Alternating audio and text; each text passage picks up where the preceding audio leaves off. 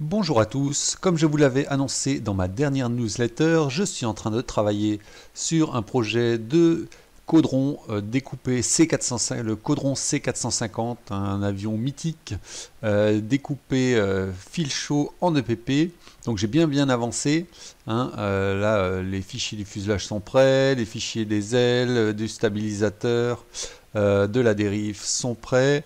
Il faut maintenant que je m'attaque à la découpe de tout ça. Alors ça c'est une ancienne version, hop, elle va disparaître, voilà. C'est comme vous le voyez, ça va être un fuselage à base de tronçons. On pourrait faire aussi une vue de côté, vue de dessus, mais ça consomme plus de matière et comme j'en ai pas beaucoup, eh bien je vais optimiser. Et donc pour effectuer ces découpes, je vais devoir utiliser de l'EPP que je vais devoir calibrer. Et c'est justement de ça que je vais vous parler dans cette vidéo. Quelle vitesse, quelle chauffe, quel rayonnement.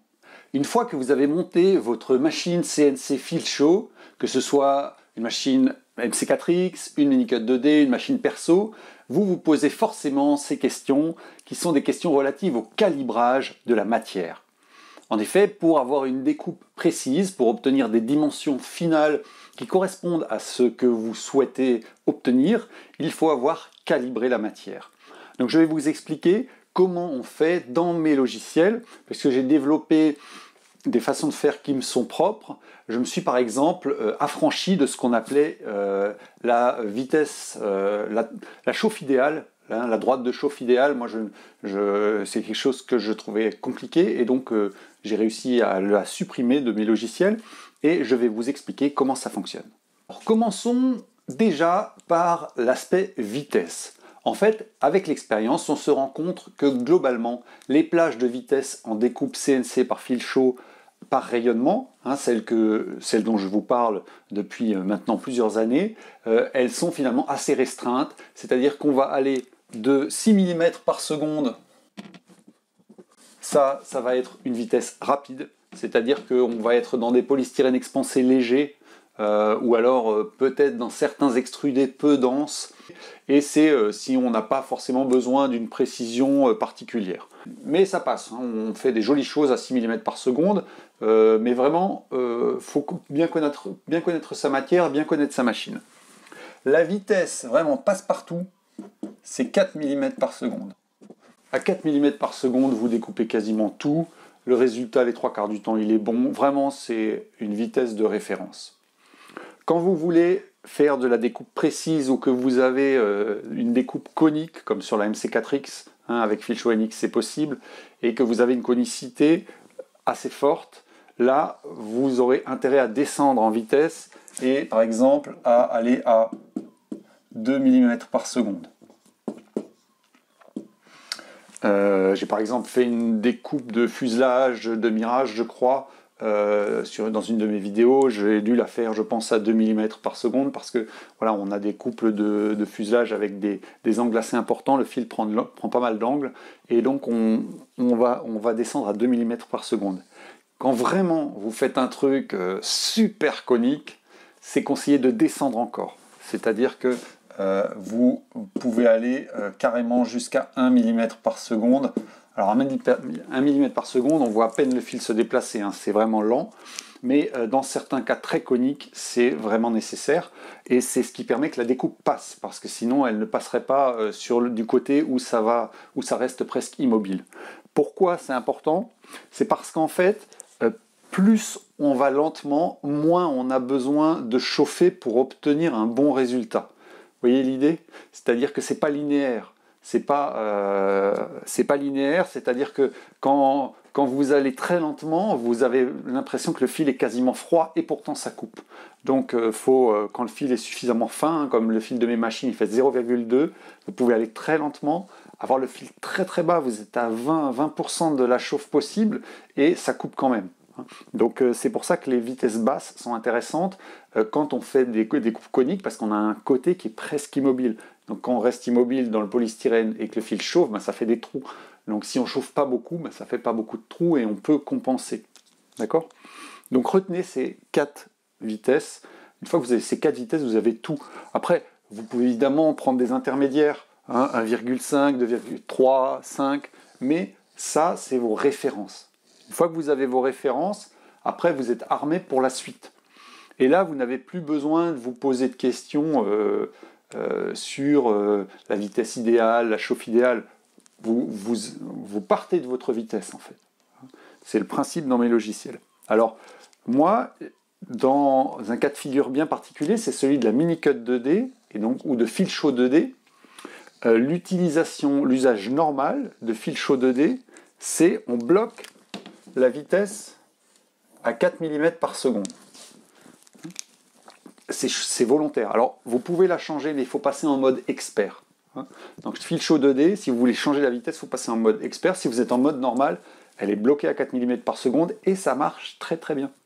Donc, ne passez en mode expert que si vous en avez vraiment besoin, que si vous êtes limité. Sinon, utilisez le logiciel en mode normal, vitesse bloquée à 4 mm par seconde. Donc ça, c'est voilà pour les vitesses. Une fois qu'on a les vitesses, il faut définir la chauffe. Alors, en fait, à une époque, on définissait la chauffe en faisant avancer le fil dans la matière, en attendant que la matière bouge, etc. Ça fonctionnait, mais souvent, on devait rajouter un petit pourcentage, c'est-à-dire que, en fait, il y avait finalement beaucoup de feeling là-dedans, et c'était pas toujours... moi, j'avais du mal à me servir de cette méthode. Donc, j'ai décidé de partir sur, encore une fois, des valeurs type. C'est simple.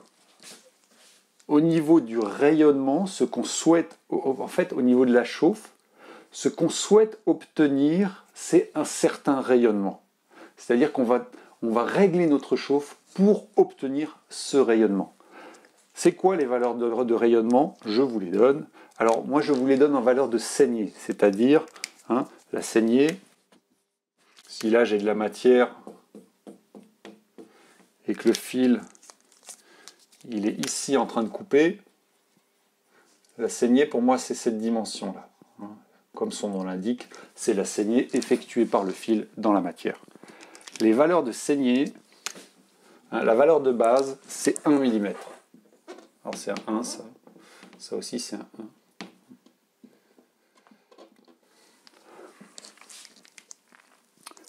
Quand vous faites de la découpe de précision, cherchez une saignée de 0,8 mm. Et quand vous cherchez de l'hyper-précision, vous pouvez descendre à 0,6 mm. Tout ça avec un fil de 0,2 mm. Le fil Proxon, le fil de mes machines. Si vous avez un fil plus gros, évidemment, il faudra augmenter d'autant vos valeurs type. Enfin, sauf la valeur de 1 mm qui, même avec un fil plus gros, est valable. Mais les valeurs intermédiaires, il faudra les échelonner. Alors, fil chaud 2D, même chose. Dans fil chaud 2D, en mode normal, cette valeur est bloquée. C'est-à-dire qu'en fil chaud 2D, je suis parti du fait que avec 4 mm par seconde de vitesse et 1 mm de saignée, on découpe 95 ou 99% des projets bien, ça sort propre, c'est nickel dans la plupart des matériaux. Donc pourquoi s'embêter à chercher des réglages là où il n'y a pas besoin de réglage, Donc fil chaud 2D, en 2D, 4 mm par seconde, 1 mm. Encore une fois, si vous passez en mode expert, vous pouvez modifier ces valeurs. Alors, maintenant que vous avez ces valeurs, ces ordres de grandeur, à partir de ces ordres de grandeur, vous allez créer une valeur de chauffe. Donc, votre chauffe, c'est simple, vous allez en fait avancer, vous allez faire des zigzags dans votre matière. Qu'est-ce qu'on fait? On part à 100%, ou alors ça dépend, parce que souvent, par exemple, sur la MC4X, la chauffe, en fait, elle est limitée à 80%. Souvent. Sur ma MC4X, la chauffe est limitée à 80%, parce que j'ai un fil qui fait que 55 cm ou 50 cm, donc si je chauffais trop, il fondrait. Donc, je suis limité à 80, donc je pars à fond. Dans le logiciel, j'ai même pas besoin de passer en manuel, je fais tout dans le logiciel. Je pars à 80%, j'avance dans la matière, et je regarde à l'œil ma saignée. Donc je vois qu'au début, elle va être quasiment de 2 mm, parce qu'à 80%, imaginons que je suis à 4 mm par seconde, que j'ai un polystyrène un peu léger, ça va faire un gros trou. Donc qu'est-ce que je vais faire? C'est qu'en fait, au fur et à mesure que j'avance, je vais baisser dans le logiciel, c'est répercuté instantanément.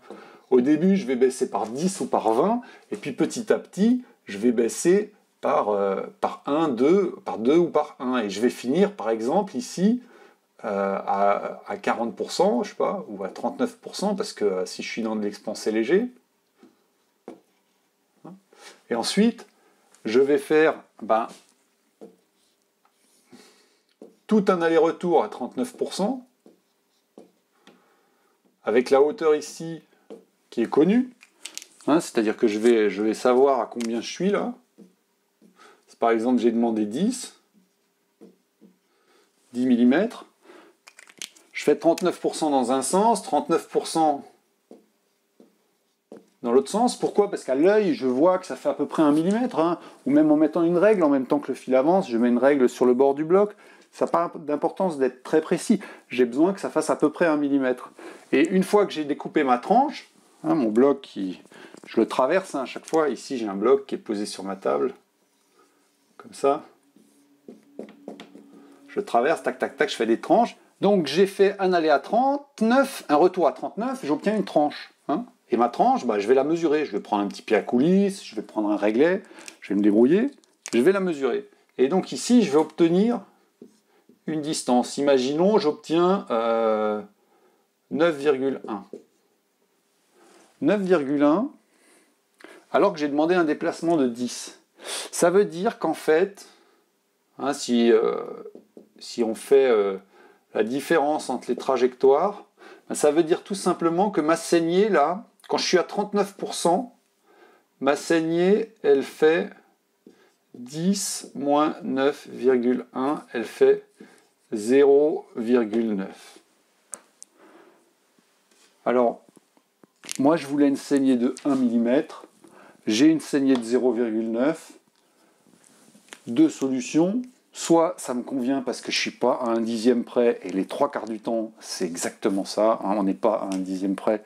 Et donc, bingo, je garde mon 4 mm, mon 1 mm, mon 39%. Soit je suis vraiment tatillon, et donc là, ce que je vais faire pour obtenir mon 1 mm, je vais augmenter, je vais passer à 41 ou 42% par exemple, pour gagner encore de nouveau. Mais j'ai même pas besoin de refaire un essai, je suis quasiment sûr que ça va être bon. Alors ça, c'est parce que j'ai choisi 1 mm.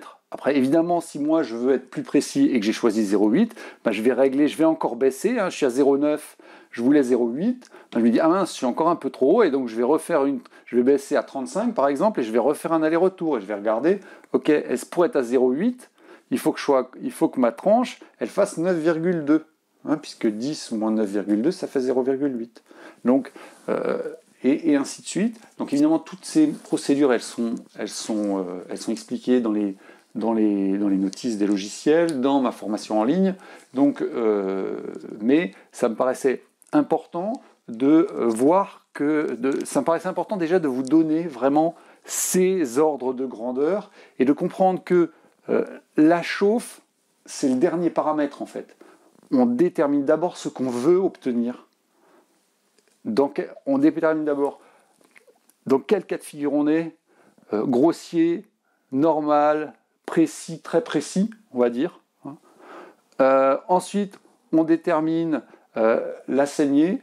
Alors, il faut savoir que la saignée, plus on est petit dans ce qu'on veut faire, plus on veut faire des choses petites ou plus on veut faire des choses coniques, plus il faut avoir une saignée fine. Donc, on va chercher. Si on a un truc, par exemple, si on fait de la 2D, 1 mm, de la grande 2D, 1 mm, c'est super bien. Si on fait de la petite 2D, on va plutôt chercher à 0,8. Et si on fait du conique, on va chercher à 0,8, 0,6, ou du très conique, on va chercher à 0,6, parce que là, du coup, et on va aller lentement, pour aller à 0,6, il va falloir aller tout lentement, et on va baisser la chauffe, vraiment.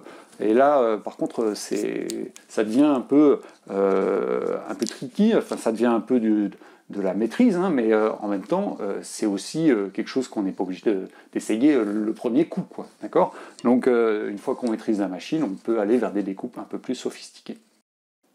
Si vous avez des questions, utilisez la zone de commentaires sous la vidéo pour les poser. Je tâcherai d'y répondre le plus rapidement possible. Si ces points vous intéressent, si vous êtes intéressé par Filshow 2D et par Filshow NX, j'ai créé des ressources gratuites. Je vous invite à aller les découvrir. Les liens sont dans la description de la vidéo ci-dessous. Et si vous voulez vraiment aller plus loin, vous avez également une formation en ligne sur l'utilisation de Filshow NX pour faire des projets complexes, où là vous avez encore des informations supplémentaires. À bientôt!